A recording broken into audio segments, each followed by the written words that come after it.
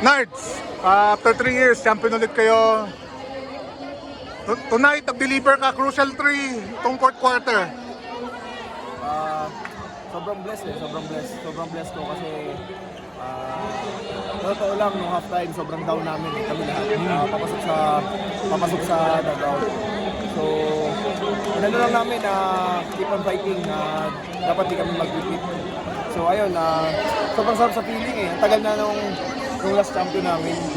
Sarap maramdaman ulit itong ganitong feelings eh. Nards, kasi nung game 5 and game 6, parang naging storya na parang si Brownlee na yung nagdadala. Was there a challenge yesterday na kailangan yung mga locals mag-step up?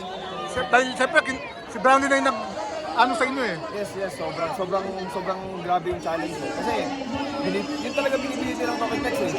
Na parang si Justin, pinapagod nila si Justin eh. Ina-cancel out nila yung mga locals.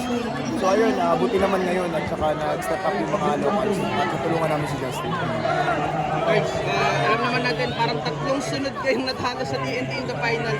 Pero speaking lang na finally, naka-breakthrough rin. Yun nga, in-interview ako nung last day, yung game 6. 3 straight na talo. Sabi ko lang, siguro this time ready kami. Kailangan namin i-overcome to kasi ilang game 7 na eh. Kahit hindi Talking Tex yung sa game 7, sobrang sakit lagi para sa amin. Siguro natuto kami at yung mga talo namin sa game 7, hinubog kami para ma-overcome namin yung game 7. Paano ka magsa-celebrate? Paano ka magsa-celebrate? Hindi ko nga alam eh. Siguro malalasing kami ngayon. Hanggang alas 12 to. 12 noon hanggang 12 noon. Okay.